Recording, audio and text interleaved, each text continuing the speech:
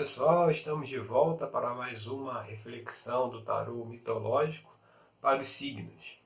Agora falando sobre o signo de Leão.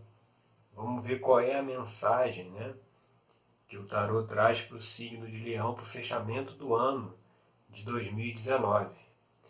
E aí, quando eu fiz a abertura aqui, a primeira carta que saiu foi o 9 de Espadas.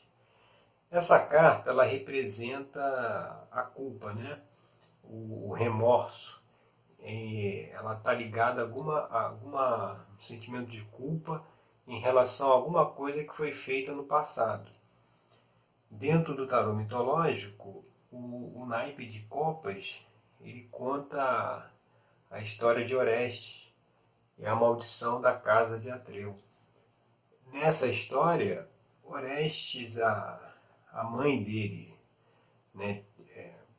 macumunada lá com a amante, matou o pai de Orestes, que era Agamenon, aquele que fez a viagem lá para Troia para lutar na guerra de Troia. Então a mãe dele se juntou com a amante e matou o pai. Então Orestes é visitado pelo deus Apolo, que diz que ele tem que vingar a morte do pai. Então ele vai lá e mata a mãe, e vinga a morte do pai. E aí com isso ele tem esse sentimento de culpa, por ter matado a mãe, apesar de estar vingando a morte do pai. Aqui essa carta ela mostra uma relação de culpa, provavelmente com alguma coisa relacionada à figura materna, e influenciada pela figura paterna. Porque aqui na segunda carta que saiu, que foi o Sol, não por acaso é a carta que representa Apolo. Você vê nessa história aqui do naipe de espadas, Apolo é que orienta Orestes a vingar o seu pai. Então é como se foi uma atitude tomada, baseada em agradar ao pai. Uma atitude às vezes tomada sem muita clareza, sem muito amadurecimento, alguma coisa de repente precipitada, só para poder agradar ao pai. E aí quando a gente vai para a terceira carta da abertura, que foi a carta do mago, que é a carta cabeça, que está aqui por cima, pairando pela situação, a gente vê que nesse caso aqui, dessa abertura, nessa interpretação, é como se a motivação tivesse algo também de precipitação, de algo pueril, porque Hermes ele é retratado também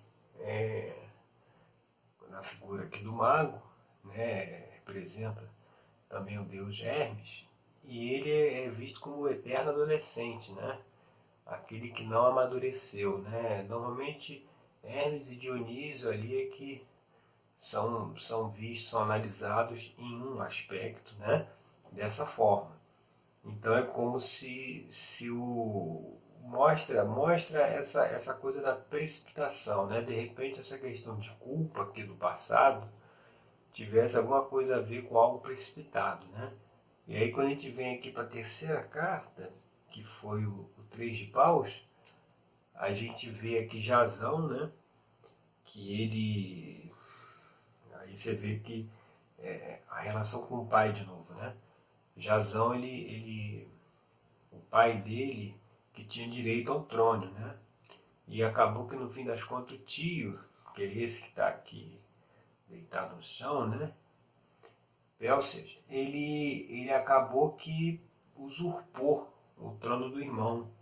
Então Jasão vem e reivindica, o trono que seria por direito dele, porque o trono era para ser do pai dele, e o tio veio e usurpou. E ele e o tio prontamente, ele tinha recebido uma profecia que ele poderia ser destituído, por um rapaz que aparecesse para ele descalço, né, calçando apenas uma sandália. Aqui você vê que Jazão tem uma sandália aqui, mas no outro pé ele não tem. Então o rei, vendo que poderia estar se cumprindo a profecia, ele imediatamente dá a coroa para Jazão, né? Mas aí ardilosamente ele faz toda uma argumentação de que não adiantaria Jazão ser rei se não recuperasse lá o velocino de ouro, né? É outra história. E aí, isso aqui mostra o quê? Isso aqui mostra que é o início, né? Foi uma vitória, né? Mas uma vitória vamos dizer assim, uma vitória meio que incipiente ainda, né? Era como assim, pô, o Jazão tinha que ir lá buscar o direito dele, reivindicar o direito ao trono, e imediatamente quem estava usurpando, que era o tio dele, se ajoelha, senta e oferece a coroa, ou seja, já ganhou o jogo, né? Então, assim, mostra que nessa questão aí envolvendo talvez o pai, né, a gente vendo isso por conta da história da carta aqui do Nove de Espadas e logo a carta que vem em seguida, né, que mostra o que influencia positivamente ou negativamente, né, para melhor ou para pior, a figura de Apolo. Então, assim, e aqui Jazão ele está indo para honrar, né, o pai, assim como Orestes quis honrar o pai, e olhando a carta 3, que para esse aspecto do Hermes, de um aspecto mais pueril, né, mais imaturo, né, aqui mostra uma relação de ele também vai defender o direito do pai, e aí ele já recebe logo a coroa e ele acha que já ganhou o jogo, né? Quando na verdade ele não ganhou, né? Na verdade, eu acabei que pulei uma carta aqui, porque antes de chegar a essa carta, que é a carta 5, a gente teria que ter passado aqui pela carta 4, que saiu a carta da Imperatriz. Então você vê que está meio que encaixando sim um pouco do jogo, né? Porque da mensagem, porque você vê aqui tem a primeira carta fala de culpa, né? E né, na história ele matou a mãe, seguindo as ordens do deus Apolo. O mago está em cima dessa situação, como quem diz assim, o fato da imaturidade gerou essa situação, e aí quando a gente vem para a carta 4, que é a base da questão, sai a carta da Imperatriz, que é a carta da mãe, né? É a carta da grande mãe. Então mostra que a base da questão tem a ver com a mãe. E aí você percebe que se a primeira carta o Orestes matou a mãe, né? Já dá para ver a ligação. E aí como eu pulei, eu fui direto aqui para a carta 5, mas assim, tu vê que é a mesma história, né? Aqui uma coisa relacionada à mãe, e aqui Jazão vai lá e se precipita, né? Motivado por defender os interesses do pai, ele vai lá para recuperar a coroa, ele consegue a coroa, mas a história ainda não acabou, né? Essa influência do passado é a coisa que a gente tem que deixar de lado. E no caso é deixar de lado a precipitação, né? Nesse caso aqui dessa abertura ligada a alguma relação, né? Alguma situação que tem a ver com o pai, né? E aqui a gente já vê que a base da questão é a mãe. Então vê que parece ser alguma questão em que a pessoa ficou do lado do pai em detrimento à mãe, né? A pessoa de repente queria agradar o pai e ficou do lado dele e não ficou do lado da mãe, né? A mãe saiu prejudicada na história, talvez. E aí quando a gente vai aqui para a carta 6, que é influências do futuro, né? O que viria pela frente, a gente vê o rei de ouros, que no tarô mitológico é o rei Midas, aquele rei famoso, que tudo que ele tocava virava ouro, né? Ele foi agraciado com um pedido pelo deus Dionísio, e aí tudo que ele tocava, virava ouro. E que no início parecia uma coisa muito boa, mas no final das contas foi uma coisa muito ruim, porque começou a isolar ele de todo mundo, né? Porque se ele tocasse na mulher dele, se ele tocasse no alimento, se ele tocasse na água que ele bebia, ele virava ouro. Então, como ele ia passar fome, né?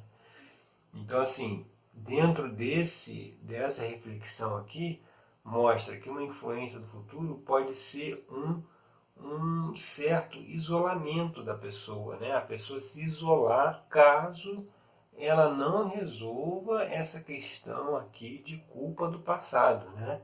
Se isso aqui não for resolvido, ela pode, por um lado, ter uma situação de isolamento, né? Assim como o rei Midas que tocava em tudo e virava ouro, né? Por outro lado, também, caso isso seja resolvido, a perspectiva futura também é positiva, no sentido de criação, de crescimento material também, né? Às vezes, muitas vezes, uma questão, porque assim, na vida, tudo está interligado, não tem assim, a parte profissional é uma coisa, a parte emocional é outra, a parte de relacionamento, vida amorosa, espiritual, não está nada estanque, uma coisa está relacionada com a outra. Então, muitas vezes, esse sentimento de culpa que a pessoa tem, essa relação talvez aí mal resolvida com a mãe, né? Isso traz também dificuldades também na parte financeira, né? Nos negócios, né? Porque a vida é um conjunto. O equilíbrio tem que ser em todas as áreas, né? Se tem uma área que está desequilibrada, isso acaba puxando as outras também. Então, quando a gente vem agora aqui para a sétima carta, que saiu, que a sétima carta geralmente é uma extensão da primeira, ele vem aqui com o Cavaleiro de Espadas, que é o elemento ar, né? Esse elemento mutável, volátil, né? E essa carta ela anuncia uma mudança repentina na vida da pessoa, né? Assim como o ar, né? Que uma hora está aqui, daqui a pouco está lá do outro lado. Então, assim, isso mostra que, assim, essa situação aqui de culpa, a questão lá envolvendo a mãe que gerou essa situação de culpa, isso aí causou também uma mudança repentina na vida da pessoa e também agora, né, resolvendo essa questão, né, equacionando, vai ter uma mudança repentina também, né, na vida da pessoa que está passando por isso, né. E também, assim, essa carta 7 ela mostra também a posição atual onde a pessoa está. E o Cavaleiro de Espadas, né, na verdade, que são dois, né, que são gêmeos, Castor e Pollux, ele mostra também aquela coisa mais mental, sabe? Aquela coisa mais menos sentimento, né, e mais razão, né, sem se preocupar muito com os sentimentos dos outros, né. Então, assim, e mostra que, assim, provavelmente na posição atual, a pessoa pode ser uma pessoa, assim, que, vamos dizer assim, entre aspas, né, um pouco insensível, né, que não se preocupa muito com as emoções das outras pessoas ou com os sentimentos, né? E o fato de não se preocupar com isso pode haver por esse sentimento de culpa que está aí reprimido por essa situação aí com a mãe, né? Porque a figura do feminino, né? É a figura da parte sentimental também, das emoções. E se a gente tem alguma questão, né, aterrada aí, alguma questão reprimida com a mãe, com o feminino, isso nos leva a ter um comportamento mais dessa forma mesmo, mais frio, né? É uma carta assim, um caminho mais para o masculino, né? Aquela coisa mais racional, mais intelectual, sem muito sentimento, né? E é uma coisa que desenvolve na pessoa se ela justamente tiver aí um desequilíbrio com essa parte feminina, né? porque ela é a parte feminina que traz esse equilíbrio, para não ficar tão mental, né?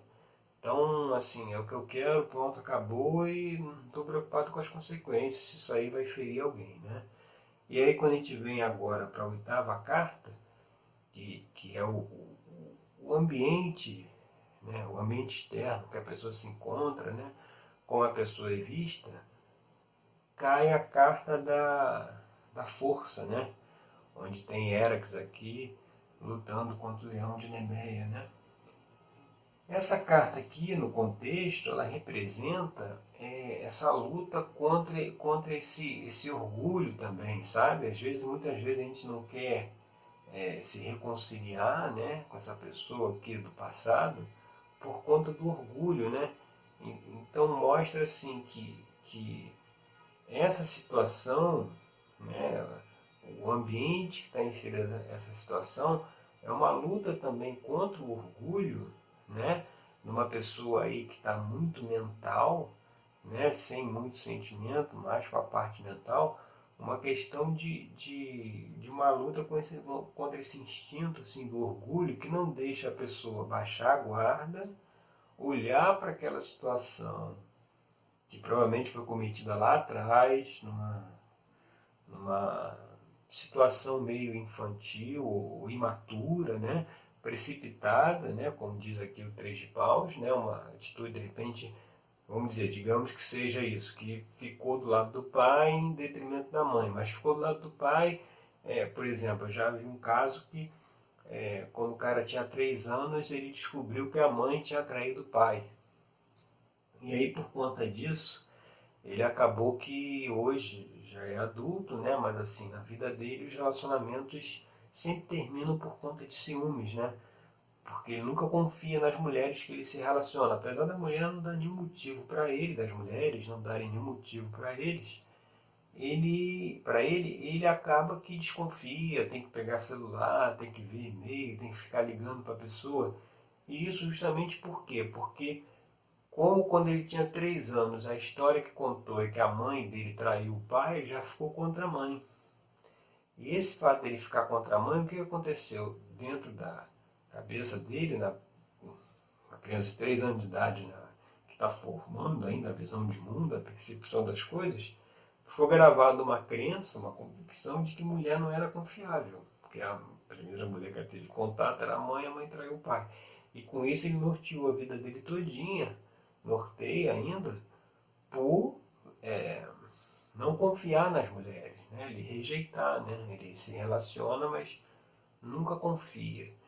Então, quando tem essas questões em que às vezes a pessoa fica do lado do pai em detrimento da mãe, né? E aí a gente não sabe se a mãe realmente traiu, se foi o pai que traiu, ou se o pai batia, a mãe foi embora porque o pai batia, ou o pai tinha traído primeiro e aí por isso que a mãe também acabou que se traiu com outros, não se sabe. Né? Por isso que são questões que precisam ser analisadas, né? E muitas vezes ressignificadas também, até para que a pessoa saia desse padrão de comportamento que ela está. Mas você vê, numa situação em que a pessoa se coloca no lado do pai, e aqui a gente vê que Orestes foi vingar a morte do pai, Jasão foi recuperar o trono do pai, Orestes orientado pelo deus Apolo. Aí pode ter na época, pode ser o que norteou foi uma imaturidade, você vê. Se a mãe traiu o pai, o cara já bandiou pro lado do pai e a mãe não prestava, você vê. Não tinha maturidade para ter essa conclusão, né? Para concluir isso, né? Então, assim, isso acabou que leva numa situação, né, que as coisas ficam complicadas, né? Quando a gente vai agora para a carta número 9, que é a carta que conta as esperanças e os temores, aí veja quem apareceu. A Rainha de Espadas, que é representada pela figura de Atalanta, que era uma filha que não foi aceita pelo pai, porque o pai queria que tivesse nascido um homem.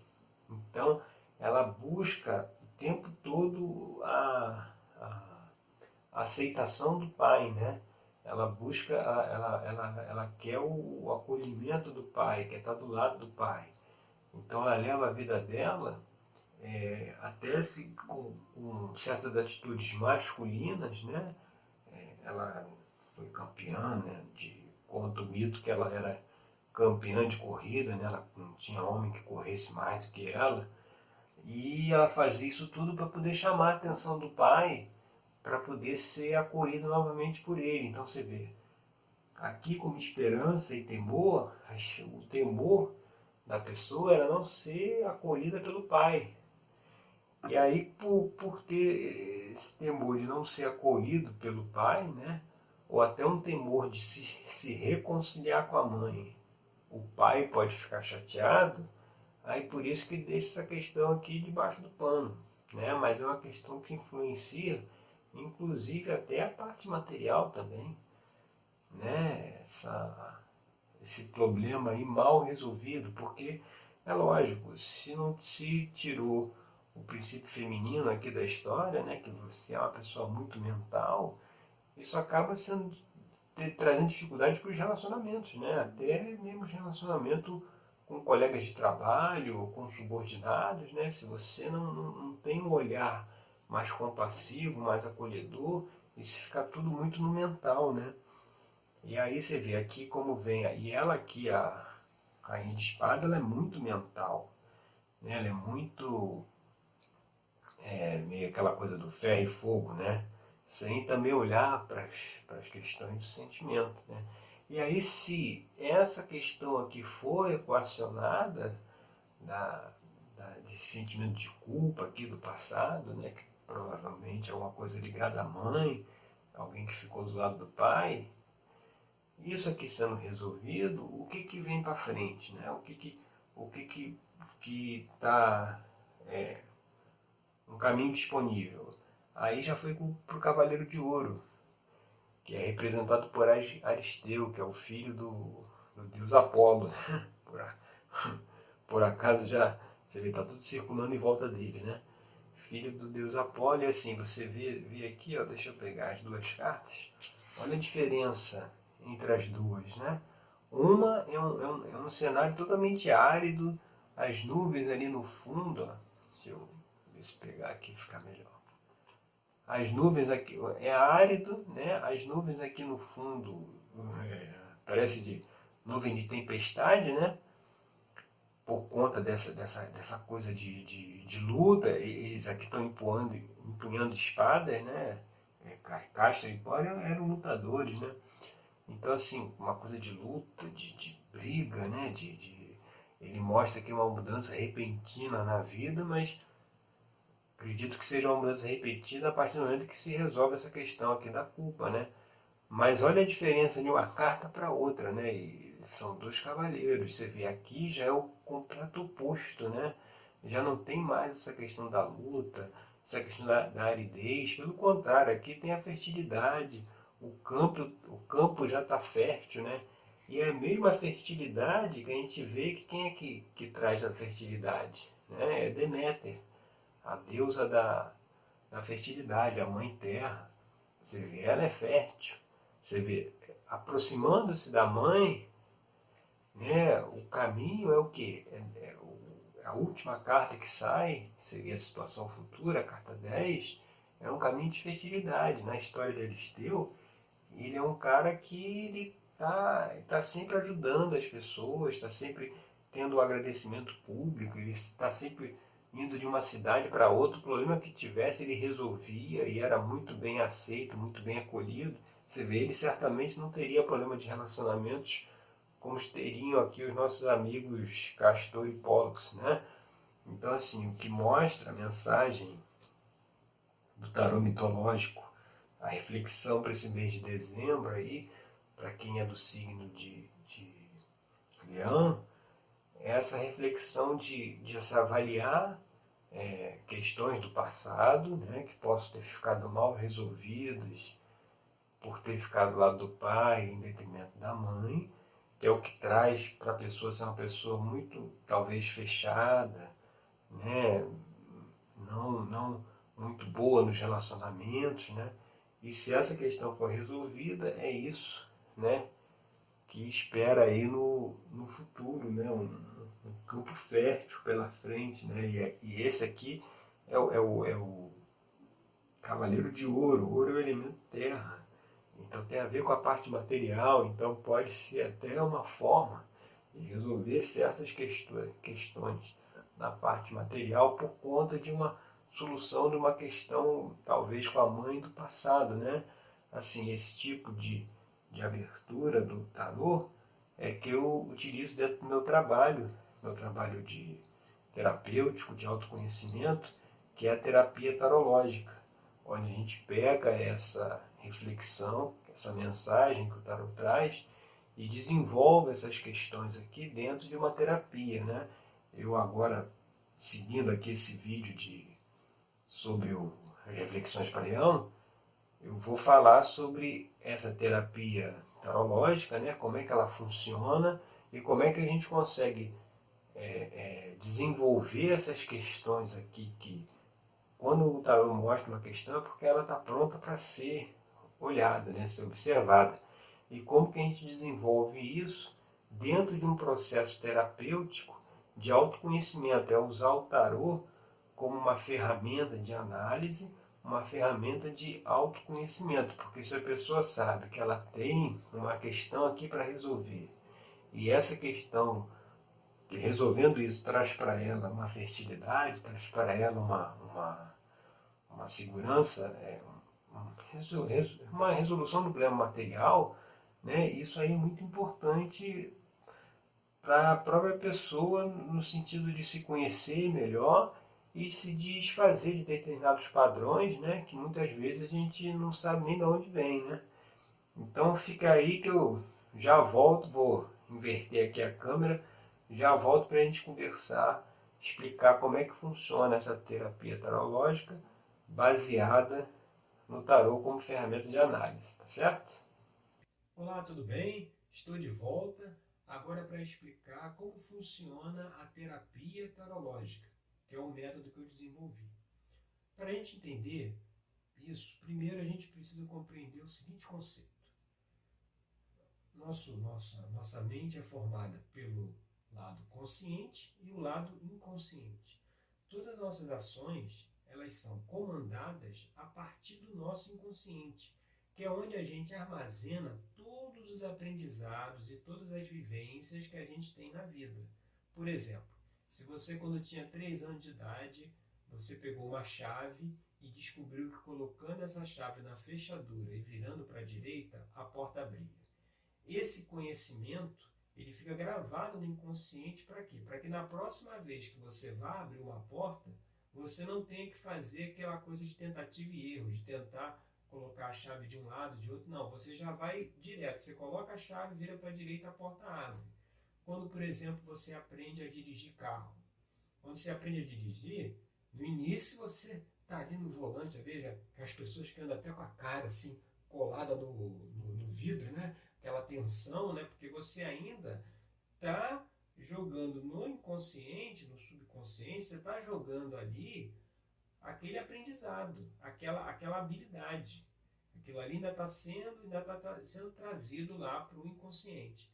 Quando você já, com a prática, já internalizou isso, você pega o carro, você dirige tranquilo, você às vezes pode até dirigir conversando com uma outra pessoa do teu lado. Quem já teve essa experiência vai saber, quando começou a andar de carro, ninguém podia falar nada, tinha que ser silêncio total para não te desviar a tua atenção. Aí depois você já pega o carro, já dirige tranquilo, conversando com a pessoa, ouvindo música, entendeu? Por quê? Porque já internalizou aquilo no inconsciente.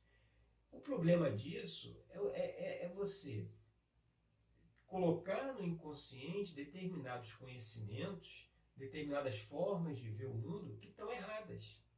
E isso é que acaba moldando o seu comportamento.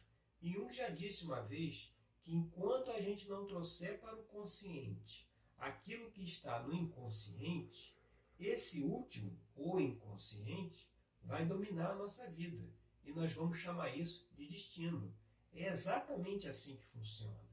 Por exemplo, esse caso aí dá o exemplo que eu dei da fechadura. Você colocou a chave, virou para a direita e a fechadura abriu.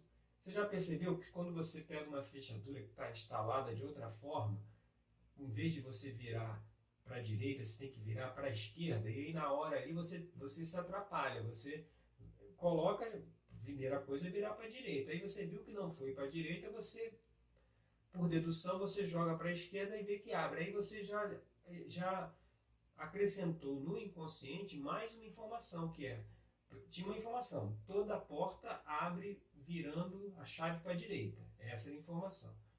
Mas quando você descobriu que existiam algumas portas, algumas fechaduras que abriam girando para a esquerda, essa foi uma nova informação que foi acrescentada. Isso vale também para todas as vivências que a gente tem. O jeito que, a maneira como a gente se comporta hoje, ela é baseada nas experiências que a gente teve ao longo da vida, desde lá de criancinha, 1, 2, 3 anos, até os dias atuais. Então, se na nossa vida a gente chega naquele ponto que diz assim, é o famoso abismo entre o saber e o fazer. Eu sei o que eu devo fazer, eu sei como eu devo me comportar, mas eu não estou me comportando dessa forma, né? Aí fica aquela busca infinita por conhecimento, né? Cada vez se estuda mais, quer se aprender mais, fazer mais cursos, para tentar descobrir por que não consegue aplicar aquilo que aprendeu, né? E daqui a pouco a pessoa já está já está uma enciclopédia de tanto conhecimento que ela já armazenou, mas aquilo não vira prática. E isso dá uma angústia muito grande, por quê? Porque a gente se questiona, por que eu não coloco isso em prática? Eu sei que eu não deveria me comportar dessa forma, eu sei que eu não deveria agir desse jeito, por que eu continuo agindo dessa forma? Se isso está acontecendo, é porque tem alguma programação no inconsciente que está contrária a essa informação que a gente está pegando intelectualmente via consciente. Né? Essa questão do exemplo da chave. Se você achar que toda fechadura sobe para a direita, você vai ter problema. Você vai ter que acrescentar no teu inconsciente essa informação de que também pode abrir para a esquerda. Vamos dar um exemplo para ver se fica mais claro. Você tem um homem extremamente ciumento, que ele já está, vamos dizer, no terceiro relacionamento. Aí essa terceira esposa dele também o abandona, porque ele é ciumento demais, né? Ele fica vendo as redes sociais dela, vendo o WhatsApp, vendo e-mail, ligando para ela toda hora, está sempre desconfiado e ela já não aguenta mais. E aí você vai ver que assim, se essa pessoa tem esse comportamento que é ilógico por quê? Porque a mulher não dá motivo para ele desconfiar dela, e apesar disso ele segue desconfiando, é uma coisa assim mais forte do que ele. Isso acontece porque lá no inconsciente dele tem alguma informação a respeito disso. E aí quando você vai investigar, você descobre que aos 3 anos de idade, a mãe dele traiu o pai. O que aconteceu nesse momento que a mãe trai o pai quando ele tem 3 anos? Ele grava no inconsciente dele a seguinte informação: mulher não é confiável. E aí ele vai guiando a vida dele de acordo com esse conhecimento falso, essa interpretação falsa. Por isso que, apesar dele estar no terceiro relacionamento, ele continua com essa crise de ciúme, apesar dele já ter estudado, já ter feito curso, já ter feito um monte de coisa mostrando que não é por aí o caminho, ele continua agindo dessa forma. Por quê? Porque esse conhecimento está lá dentro do inconsciente, essa vivência que ele teve. Enquanto ele não olhar para isso e ressignificar, como é que ia resolver essa situação? Ressignifica. Ele pode chegar e dizer assim, conversa com o inconsciente e fala, olha, apesar de você, subconsciente, inconsciente, você ter gravado a informação que toda mulher não é de confiança, a coisa não é bem assim que funciona. Porque quem disse que a mãe dele traiu o pai? De repente foi o pai que traiu a mãe. Ou de repente o pai batia na mãe, aí a mãe saiu de casa, aí o pai disse que ela traiu ele. Entendeu? Então quando você ressignifica aquela situação, dizer assim, ó, não é porque minha mãe traiu meu pai que todas as mulheres podem me trair. E não é porque, e não sei nem se ela realmente traiu, entendeu? Então, quando você muda, aí você mudou, você acrescentou uma nova informação. Tinha informação que toda mulher trai. Aí você trouxe uma informação que não é bem assim. É igual o exemplo lá da fechadura. Você trouxe a informação que ela abre para a esquerda. Aí, nesse momento, é que você pode agir de acordo com o seu conhecimento. Se o cara lá estudou que não pode, não deve ter ciúme, ele consegue agir na vida dele sem ciúme. Por quê? Porque ele desmontou a programação que está lá. O nosso inconsciente está cheio das mais diversas programações, seja das vivências durante a infância, a juventude, escola, faculdade, etc., seja por conta de experiências de discurso religioso ou social, entendeu? Uma pessoa que nasce no Ocidente, ela tem conhecimentos, vivências gravadas no inconsciente dela, diferente do cara que nasce lá no Oriente, entendeu? Então, é preciso investigar o que está lá no inconsciente, que está moldando a nossa vida, que está moldando o nosso comportamento, para poder ajustar isso e conseguir colocar na prática tudo aquilo que a gente aprendeu, né? Agora, para fazer isso não é tão simples assim, porque muitas vezes essa informação que a pessoa teve lá com 3 anos de idade, isso aí não está disponível. A pessoa às vezes nem lembra disso. Só dentro de uma terapia orientada por um especialista é que a pessoa consegue chegar até lá. E para uma das formas de se chegar até essas questões do inconsciente é através do tarô. Foi por isso que eu desenvolvi essa terapia, a terapia tarológica, que ela usa o tarô como ferramenta de análise. Ela usa o tarô para trazer, quando você abre lá o jogo do tarô, ali naquele jogo ele tem uma informação, ele tem uma situação a ser trabalhada. E é a situação que o inconsciente da pessoa que eu estou fazendo atendimento já está pronto, já está trazendo para o consciente dela. Essa informação que ele está dizendo, olha, já está disponível para ser tratada essa questão. E aí, dentro da terapia, a gente vai abordando a questão que apareceu ali no jogo, para poder ressignificar isso que está lá no inconsciente e poder resolver esse assunto específico. São N coisas que a gente grava lá no inconsciente em relação a dinheiro, a relacionamento, vida amorosa, etc. Né? Então, cada hora você tem que, aos poucos, você vai tirando, eliminando esse tipo de comportamentos. Então, eu utilizo o tarô justamente para trazer essa informação que está lá no inconsciente pronta para ser trabalhada, que muitas vezes a pessoa não sabe, ou muitas vezes ela não faz associação. Por exemplo, a pessoa ela sabe que ela é perfeccionista, né? E aí, por uma experiência lá da vida que ela fez uma coisa errada, que deu errado, aí passou vergonha, etc., ela acabou que gravou que ela tem que ser perfeccionista para não passar mais vergonha, né? Porque o inconsciente, ele protege a gente, né? Então, quando a gente tem alguma experiência que não é muito agradável, então ele grava aquilo ali para que aquela experiência não se repita. Então, se a pessoa fez alguma coisa que foi ridicularizada, alguma coisa assim, ela passa a assumir uma postura de perfeccionista, por exemplo, para poder não passar por aquela situação novamente. E é ruim porque isso aí é generalizado. Tudo que está no inconsciente é um conhecimento que é generalizado, igual esse caso. O rapaz lá com 3 anos, a mãe traiu o pai, ele generalizou e falou que todas as mulheres não são de confiança. Então aí você tem que analisar a questão para ver, não é bem assim. Tem mulheres que nem todas as mulheres são dessa forma, né? Então, assim, essas questões que estão no inconsciente, às vezes a pessoa não faz a relação. Às vezes a pessoa ela sabe que ela é perfeccionista, não deveria ser. Aí dentro da terapia a gente vai levantando as situações que levaram ela a ser perfeccionista, para poder ressignificar isso.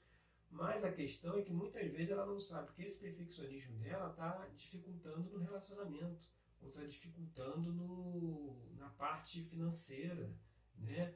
E muitas vezes ela não faz essa relação, ela sabe que é perfeccionista, mas ela não relaciona isso com as dificuldades que ela tem em outras áreas da vida.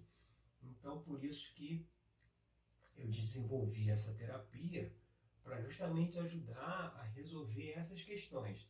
Agora, uma coisa que precisa ficar bem clara, e é justamente por isso que eu estou gravando esse vídeo, né? Você, se estiver assistindo o vídeo ou ouvindo aí no meu canal de podcast, é preciso entender o seguinte: isso não é uma consulta de tarô, isso é uma terapia de autoconhecimento. É voltado para aquelas pessoas que já chegaram à conclusão que para elas serem felizes, serem alegres, serem prósperas, não precisa que o mundo mude, não precisa que as outras pessoas mudem, as pessoas dos relacionamentos dela, né, seja profissional, pessoal, ela já entendeu que quem tem que mudar é ela, a partir de ressignificar essas questões do inconsciente. Então esse é um trabalho para essas pessoas que já entenderam que elas precisam mudar. Por isso que é um trabalho de autoconhecimento e não é uma consulta de tarô, porque uma consulta de tarô geralmente é aquela coisa assim, abre-se, tem diversos métodos de você jogar o tarô, né? E aí você abre lá uma mandala, as cartas lá, as posições, e aí você tem uma carta que é a parte financeira, outra carta é a parte amorosa, outra carta é relacionamento, outra carta é trabalho, e aí ele dá certas orientações, né, dá certas orientações mesmo em relação ao que você deve olhar no trabalho, tomar cuidado. Algumas pessoas vão fazer uma consulta de tarô perguntando assim, não, eu queria saber se tem alguém no meu trabalho que está de olho aí na minha vaga, está de olho no meu cargo, entendeu?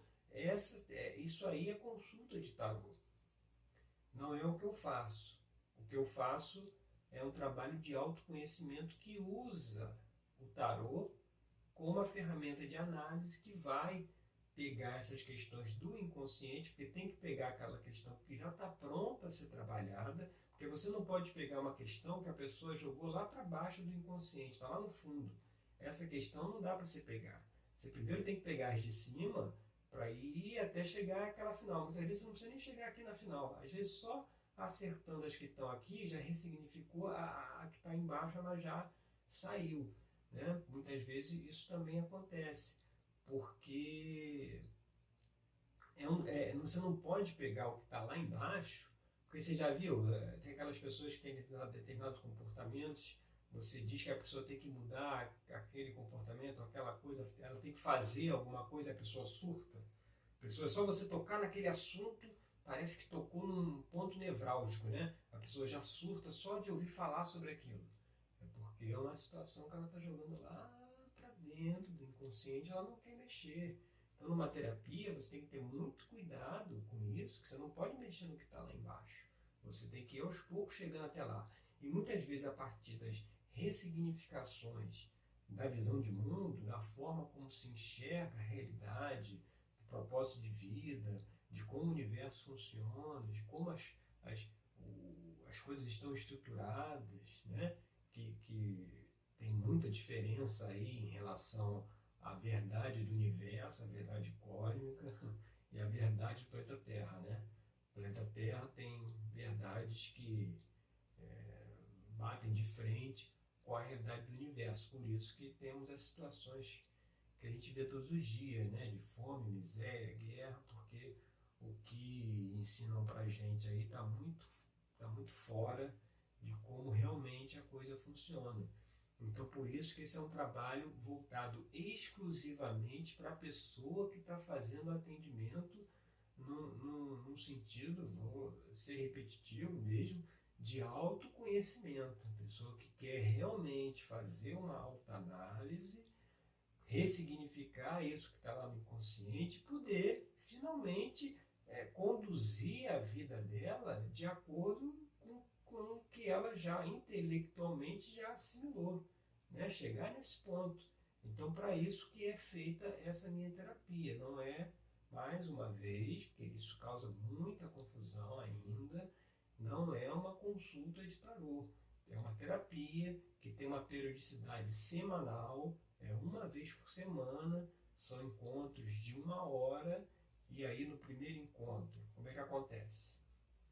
No primeiro encontro a gente abre um jogo de tarô, né?